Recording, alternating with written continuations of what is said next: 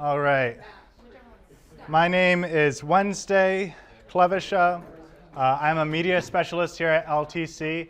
If you don't know what LTC is, grab my business card up front and we can talk about it later. Tonight we're going to be focusing on Martian Radio, which is a theater project that I run. We've done a few shows here in Lowell, and over the past couple of years, because of the pandemic, we've also explored with various digital media endeavors, including radio plays and various workshops and things like that. Today, I want to do a monologue workshop. I kind of forget how I structure it totally, so we'll just do it one slide at a time. Basically, I want to talk about my interpretations of a monologue and try to provide some different approaches to them. So what is a monologue? I would argue that a monologue is a thing that must be said, a thing that can't be contained anymore.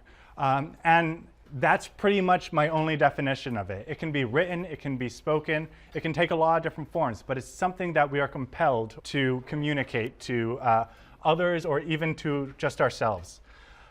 So what is the value of a monologue?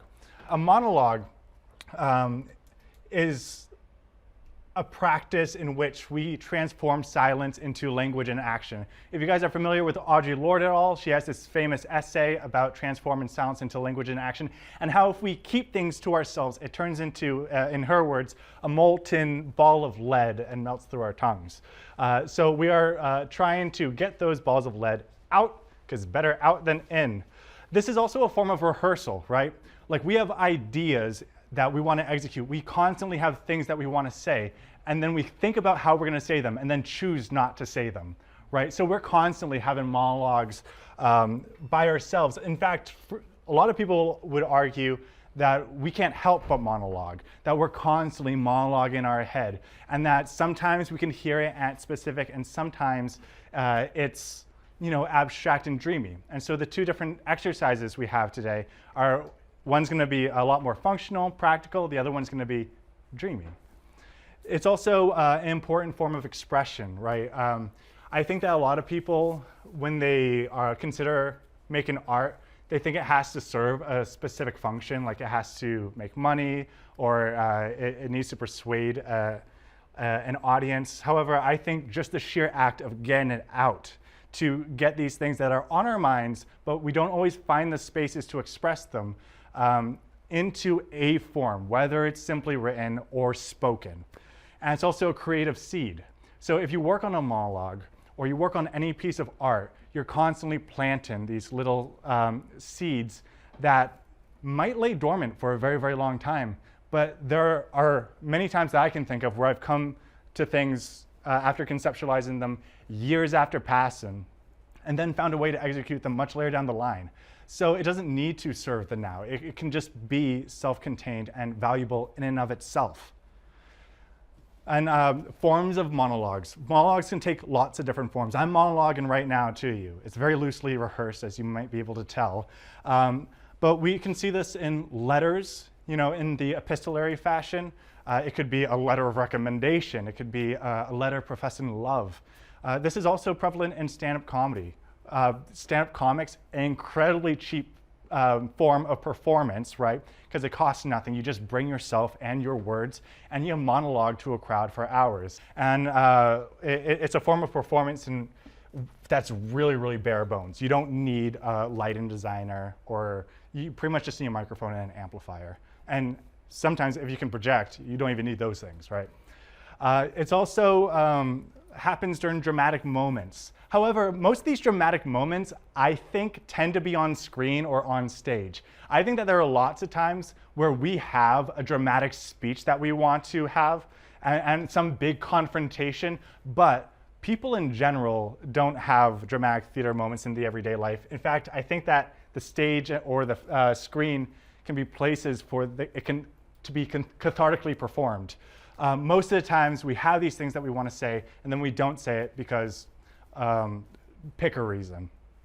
And then public speaking, I guess it's that thing I'm doing right now. But this could also be prevalent in speech writing, whether you're presenting a workshop or you're persuading a group to act, or if you're emceeing an event, right? Like you're hosting an open mic and you just need to have 2 or 3 little bits that you can kind of get through. So it can take so many different forms. So I want to dissuade people from having too many preconceptualized notions of them, throw them out the door until you need them, then maybe bring them back in, you know? So monologues, they are things that we go over and over in our minds, but when we write them out, when we put them onto paper, what we can do is revise them. And Socrates in the Republic has this interesting parable of thoughts in general, that they're like clay pots, and you have to kind of go over them over and over again until they hold water. And so what I want to do tonight is make some clay pots with you guys. We'll make a couple clay pots, and then we'll choose to smooth one out so that it can hold water, right? So that we can see where the gaps in our thoughts or syntax or whatever this kind of loose thing is, we can make it more concrete, more real in the written form. So the purpose of the workshop. Also, there's no continuity to this slideshow. I use pictures in the background points, and I use different fonts constantly throughout. So apologies for that. I love making them. So I wanted to present writing in a new light, right? Sometimes just the preconceived notions of approaching things like poetry or creating a podcast or any form of expression, right? Any medium can be intimidating in and of itself because of our lack of understanding. So I figure if we can kind of create a few different strategies to approach this, then these things can be disarmed in our minds and we can approach it. I also wanted to provide a couple different approaches, and they're just personal ones. I'm not following a specific pedagogy. I just have a couple ways that I force myself to write, and which may be useful. They may not. I'm not prescriptive when it comes to any form of expression or generating ideas. I think what works, works, and if this works, that's cool. And I want to prompt you guys with these exercises and display an avenue for in the future, in the near future, to be able to actually perform these or have these be performed in front of an audience. Because that's the other thing, right? And I think it's what makes it so scary when we are coming up with monologues in our minds or when we want to communicate is this unknown, which is the audience, right? It's very, very difficult to imagine an audience. There's a lot of writing that goes into that in theories of rhetoric and composition. So let's see. And I also will check my phone every once in a while just to make sure I am not absolutely draining time. This is not a super dialectical class. We're not going to have a back and forth. It's pretty much going to be my presentation in the beginning, which is going to happen for hopefully 10 minutes, something like that. Let's talk for 10 more minutes, monologue for 10 more minutes. And then we'll have a writing session where I'll kind of explain the prompt. So it's like half-hour writing session. Then I have a different one that's about the same length. And then we get to choose to revise one piece or the other, the dream logic one or the rhetorical one. I'll talk a little bit more about that when my slides tell me to. Okay, audience, right. So kind of revisiting this idea of the imagined audience. When I initially think of an audience, it's very, very abstract and split 50-50. Half of them love me and the other half want me to stop right now, right? But that's not really a real audience. That's a projected one. You guys are a real audience. My ability to gauge your reactions and see if what I'm saying is substantial, or if I see Casey on the phone back there, no, I'm just kidding, I don't care. And you can get a gauge of what you're saying and the impact of what's being said. So one of the reasons why I want to point out that after this, in January, we'll be having an open mic that's specifically geared towards monologues and prompting people to express monologues together. And because there's going to be a bunch of us, right, the pressure of having something particularly exceptional gets lightened a little bit. In fact, I would say don't try to I find it very interesting when people try to fail.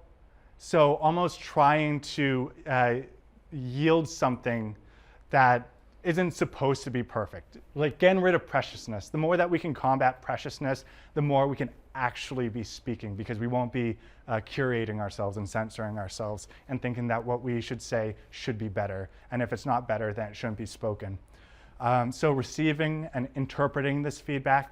The other thing I want to talk about with an audience is the audience perspective is incredibly limited, incredibly narrow. It is a configuration of that person's worldview. So they bring their values, right? Whether it's political, cultural, even things such as language. And they also bring their sensory configuration. So some people are sensitive to light. Some people don't have the ability to see. So those details will be either striking or irrelevant when that audience member goes to see a performance, right? Or doesn't. People's have different sensory reactions when it comes to color. One audience member might look at the costuming and everything and not even really hear the words because they have a hearing problem, right? And they will have a completely different reality than the person next to them who doesn't care about what people are wearing, who's simply listening to the words and mulling them over. So when we actually connect these ideas with an audience, I want people to be mindful of how limited and specific an audience's perspective is, right? And it shouldn't be prescriptive. Most of the time when you seek out feedback, I would advise perhaps to ask that person to say how they feel specifically and how they react specifically, right? As opposed to, do you think this is good or bad, right? Because then you put them in the position of being an authority, and a lot of people will just assume it, right? And they'll be like, this is bad because of this, this, and that, And by accepting that people have limited perspectives, what you can do from that point is take it or leave it, right? You can take whatever feedback serves your work, right? And if people don't get it, you can be like, okay, perhaps there are rhetorical things that we can use to make this a little bit more effective or impactful. But perhaps that's not the point. Perhaps you're not trying to persuade anyone, and something can just be existent without needing to be validated, right? Maybe not, though. It's always nice when people laugh at your jokes and like what you say. So welcoming criticism and scrutiny. Yeah, because it's, I think one of the special things that actors particularly have is that they're constantly seeking criticism. I think perhaps that's true for a lot of people, but I think what's nice about the theater space is that you're constantly looking for, like, what can I, tell me how you feel. Tell me how you feel. Did that move you? Did that affect you? If it didn't, I can take it into consideration. And if it didn't work for you, like, also try not to have that, separating yourself from the work that you create as well, because you aren't your work, even if it's incredibly personal. Like, if my parents don't like a piece I like, that doesn't speak to my relationship to them. I mean, it might for a lot of people. But I can compartmentalize those two things because it helps. I suppose, let's see, actually no, I'll keep monologuing because I just want to make sure. And then if I see any curiosity, maybe I'll prompt for some questions or clarification if it's needed.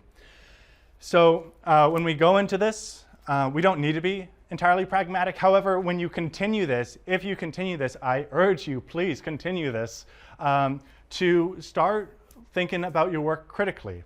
And that's not to say overanalyzing your work, but measuring or understanding things qualitatively. Not everything needs to be a metric, but some qualities about writing, about your writing, that you can take into account so that you can think about having a regular ritual or a regular practice. I have this text called Daily Rituals, and in it, it goes over the rituals of various artists, creatives, and intellectuals. And what you see as a pattern is that everyone develops their own ritual. Some people write late at night or paint late at night. Other people do it in the morning. There was one guy, I always think of this, who would wear a white jacket and then lay on his bed and then write on his bed. And what I didn't understand the white jacket part, but then I realized, oh, the white jacket serves as a reflector so that the light spills onto the page and he can see what he's writing.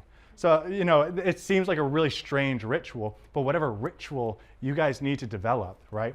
And if you have things, such as words per minute or the time it takes you to read or the time to write, you can start thinking about, like, how do I want to go forward, right? You can make informed decisions, such as I need a 3-hour writing session because I need 1 hour to look at a blank page or a blank screen.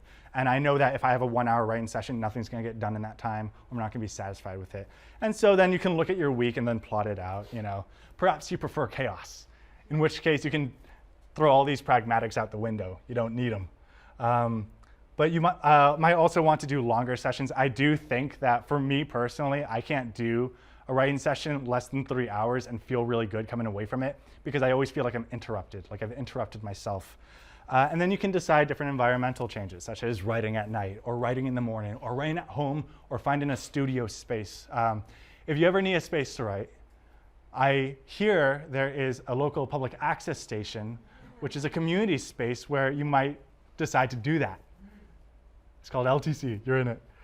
And values and changes over time, which I think I'll touch on in the next slide. Is that true? Values, okay, cool. So once we get through this little bit of, well, I'm projecting. I assume that the writing process is an awkward process for a lot of people and that there's clumsiness that we will encounter during this session or perhaps different types of like, But once you start getting going, right, you can start asking yourself more interesting questions, right? Such as like, what is meaningful in a writing experience? What do you want to get out? How do you measure worthiness? What is acceptable? How does this fit into your daily life or your daily practice? Things like audience, who do you want to show it to? Do you want to make money off this practice? Because if you do, you might want to pander a little bit or really write for a specific audience that you understand their sensibility. Do you know what you want your readers to feel or think? You don't need to right now, but going forward, what is the relationship between your work and your worldview? What is the function of it? Are you trying to persuade? Are you trying to get funding? Are you trying to get someone to stop being mad at you? Is learning important? Is fun and silliness essential? Do you want an audience to react in a specific way? That's repetitious. I already said that. Do you want to be repetitious? And then what are our limits? So just some questions that might be sparked afterwards if you're mulling over this monologue and you're trying to come at it from different directions, asking these different questions. And to kind of go into the values, you don't need to know where you fall on any given spectrum, but something that might be helpful is to create some dichotomies. Binaries can be helpful in that you can establish coordinates and then fall somewhere in between, right? So this might be something like, is this intimate? Are you saying something that's so vulnerable that you can't really say it to a huge audience because it could hurt, right? Is this for an expert or a layperson? Are you communicating expert knowledge to someone who doesn't know a ton of stuff? Or perhaps they're in on it, right? They know about cameras and you can get specific and nitty gritty about technology, or they're familiar about theater, right? So you can refer to specific plays without, expositing a bunch. I won't go through this entire thing. I'll also make this PowerPoint available if anyone wants access to it afterwards. So that's kind of some considerations when you think about your audience, right? A couple dichotomies to think about. Now, with your approaches, how do you approach your writing? What is the mentality that you have when you first dive in? Perhaps it's intuitive, right? Maybe you're not thinking about it too much. You're just writing, and I don't need to over-intellectualize this thing. Or maybe you're like me and you're a little bit on the meta side and you're constantly thinking about creating and the act of creating, and then you fall into little mental loops and you think, oh my goodness, why am I doing any of this stuff? Is this universal? Are you trying to write Star Wars, right? That everyone's gonna like? Well, I mean, even that, not everyone's gonna like it, but you can sell a lot if you're being universal, or perhaps you're being specific and writing for a story that rarely sees the light of day because rarely do people express an interest in it. Perhaps they don't even know that they want it because it's so damn specific. Orderly, chaotic, ambiguous, certain, coherent versus unreliable. And then some of these values that we talked about before too. Is this thing that's realistic? Is it grounded in reality? Or do you not care about, are you a David Lynch and then everything's dream logic, right? And it's just associations and impressionistic and doesn't need to be factually correct to be emotionally true. Perhaps it's political, perhaps it's apolitical, conventional, experimental, commercial versus fringe. These are all different dichotomies that you might want to explore going forward, and it's okay to change. I even wrote it right here. In Comic Sans, it is indeed okay to change. You don't need to be consistent. In fact, I think it's more interesting when people aren't. Okay, a monologue is a manageable medium. I'm getting tired, but it's manageable. I've been monologuing for 20 minutes, but I can do it, right? And the other thing too is speech is imperfect, which is cool, because I can fumble, I can stutter, I can lose my train of thought and come around to it, and that's an honest human thing, right? You're not writing a technical draft for a computer, right? You don't need to be hyper accurate in your speech because everyone's speech is different. If you start out with a different language, you have a completely different relationship to English, right? If you just think differently, then you might have a whole monologue and someone will be like, oh, I couldn't picture anyone actually saying that. And then you can retort, oh, I can because I have, right? It's also relevant to any form of genre that features speech. So you can use this for those examples that we mentioned earlier, whether it's public speaking, you're trying to convince a crowd. You can use this to seriously think about, okay, I have feelings. I'm not good at expressing them. I'm going to rehearse them so that I can get it out. Let's see, where am I? Oh, I skipped one. Subjective experience, which kind of goes into speech is imperfect. We all come at the world from a completely weird coordinate. And so our subjective experiences are all valid and should be communicated so that we can see each other from these different points of views and we don't get fooled into thinking that there's a normal way to think or a normal way to communicate. And yeah, tips for the session. I said this already. Don't be precious. We're just gonna write. It's gonna be fun, guys. We're gonna enjoy it. And if you're not a performer, you can convert these things. Perhaps you convert it into a poem or a song or just a lovely little, Christmas card perhaps, a holiday card. Yeah, who knows? I don't know. Who sends monologues as holiday cards? Maybe I will. Okay, so this is the dream logic part of our writing session today. So what I do is I take a prefix, right? Like dis or con. That's what I have first started with. And then I create my first association because this is an associative exercise. My first association with dis. Okay, disgust. Okay, I'm gonna write something about disgust, things that make me feel disgusted. And then what will I think of next? Okay, well, I'll think about my other associations. When I think about disgust, I think about cockroaches. I think about something I read in a story about someone hitting cockroaches off a wall. I'm gonna remember when my roommate left a really moldy Tupperware in the fridge. And then I'll also think about a story that someone told me about a landlord walking in on them in their underwear and how icky that made me feel when I heard that.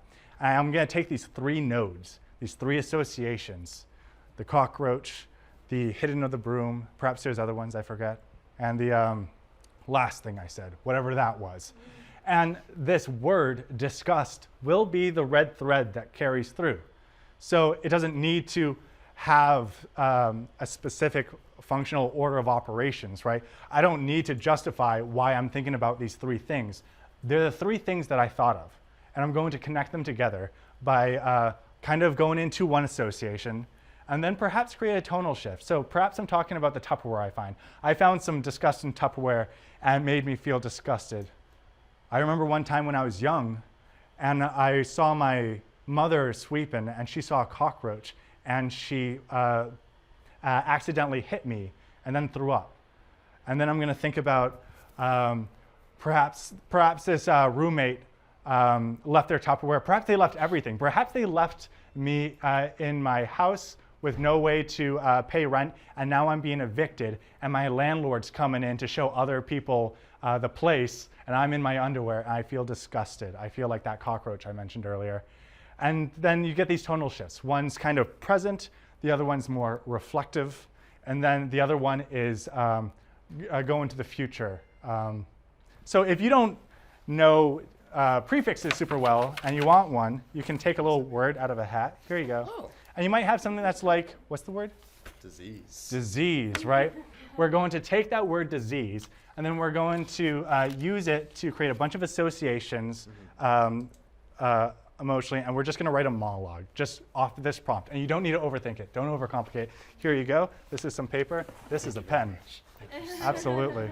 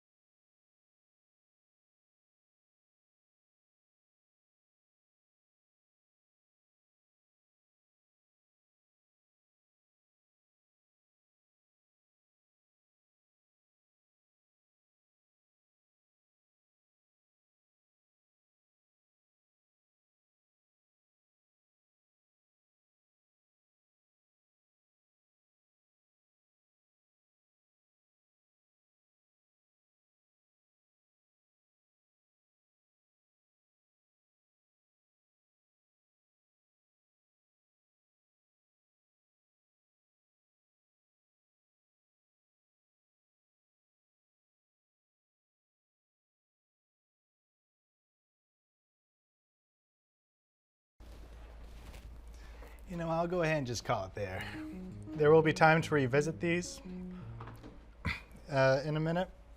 We'll also be using different music to motivate different feelings going forward. So if that wasn't your vibe, there will be more to come. And who knows, maybe that won't be your vibe either. So how did that, guys, how did that feel overall? Did it feel like a long time? No? No? Good. Yeah. I figure like a half-hour chunk is usually pretty decent. Okay. Was that challenging for anyone, or was it like not specific enough or structured enough that it was difficult to approach? Okay, cool. Hey, look at that. Excellent. So that was our prefix association thing. I need oh, hey, where am I? So the next one that we're going to try is rhetoric, but I just want to read mine super quick, just to kind of give you a sense of, kind of how I approach it. It might be useful, it might not, but just super quick.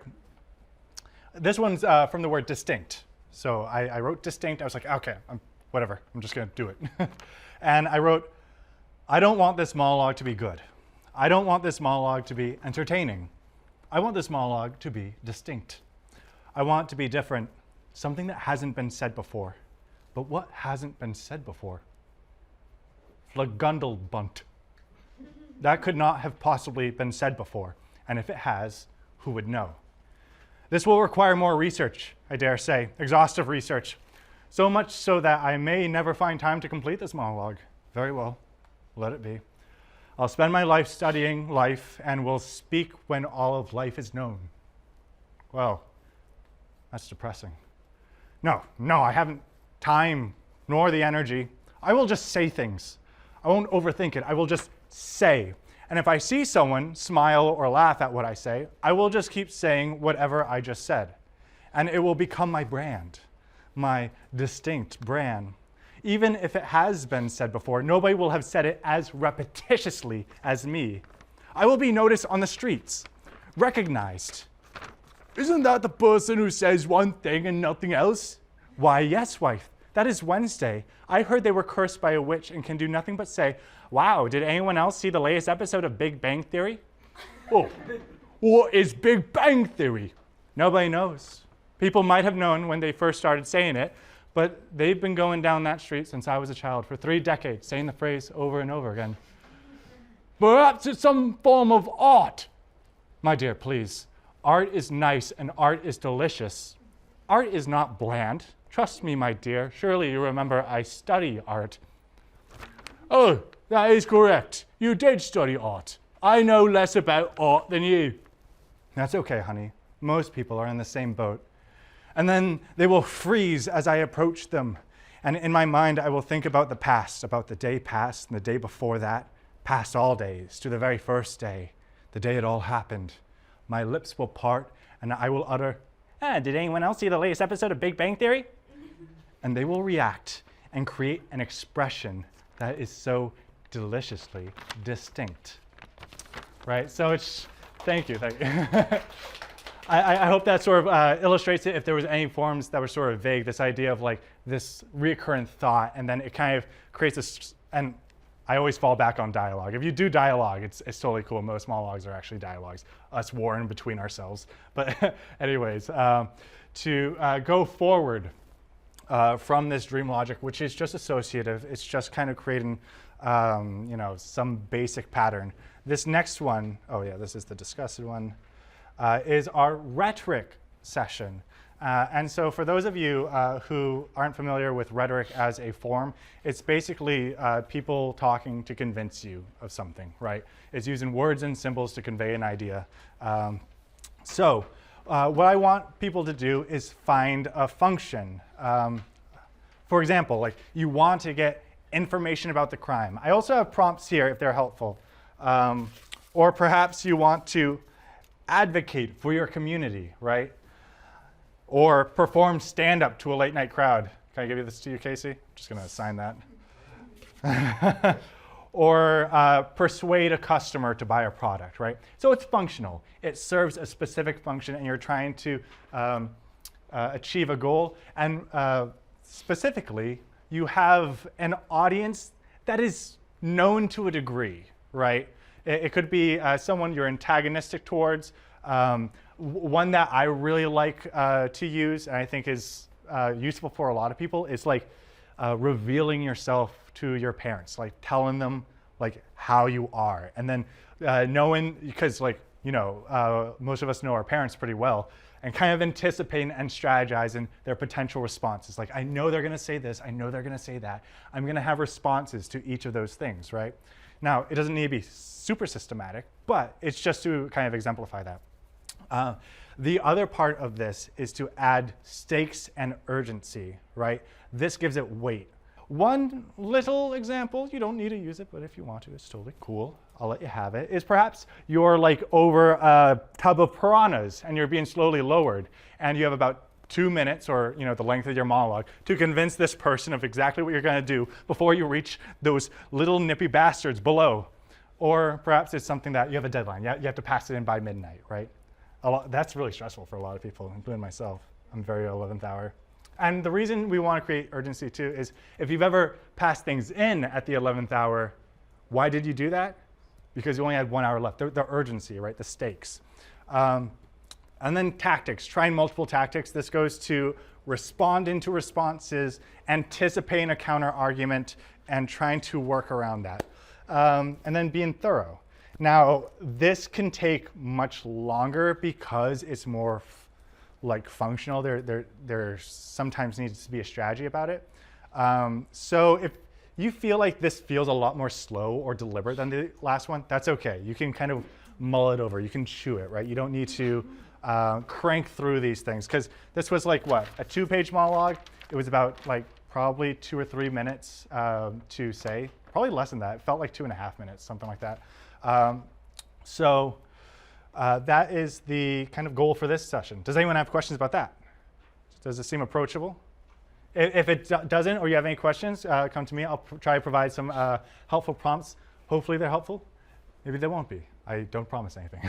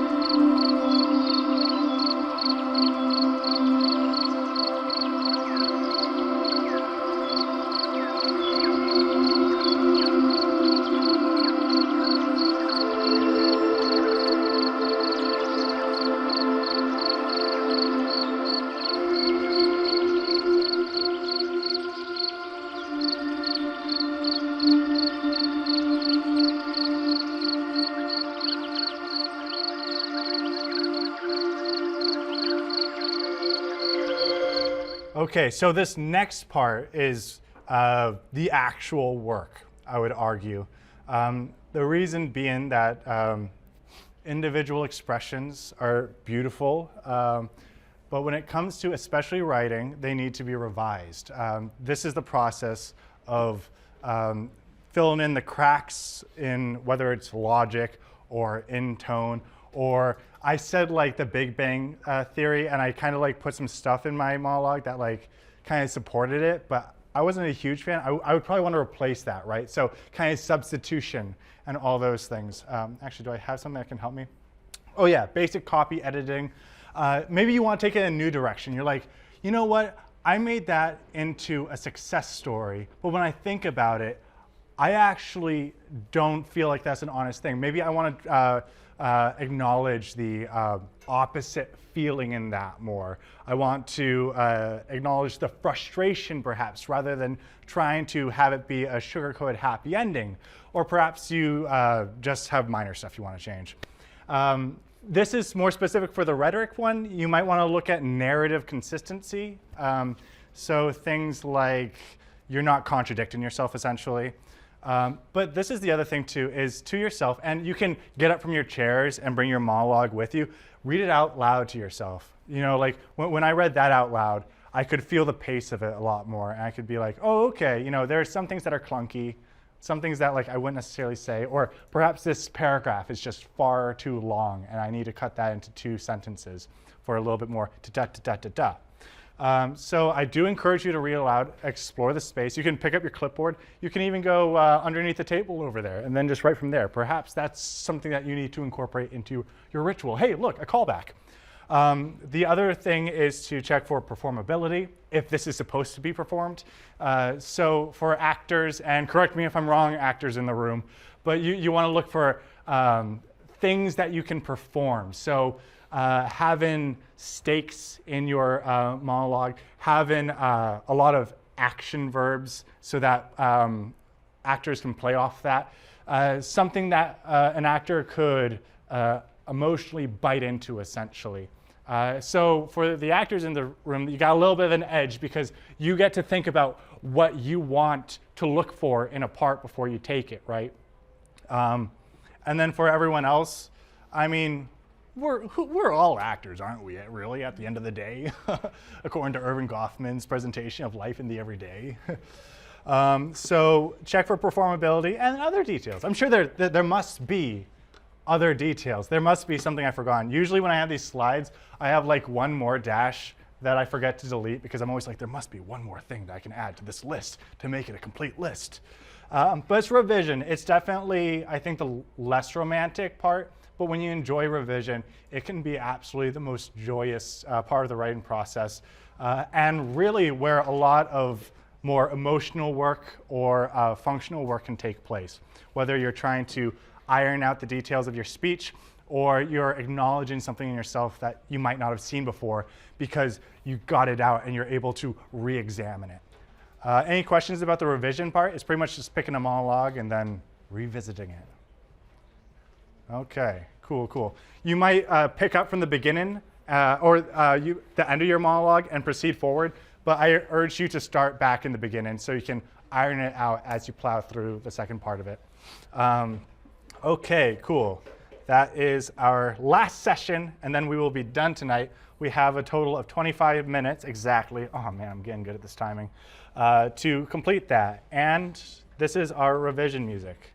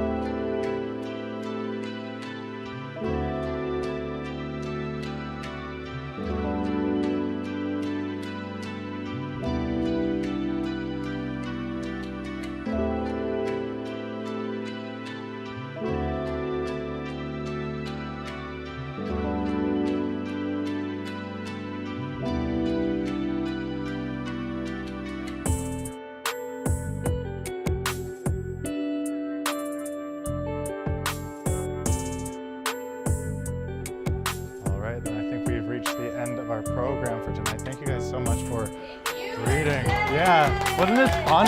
Wasn't this cool?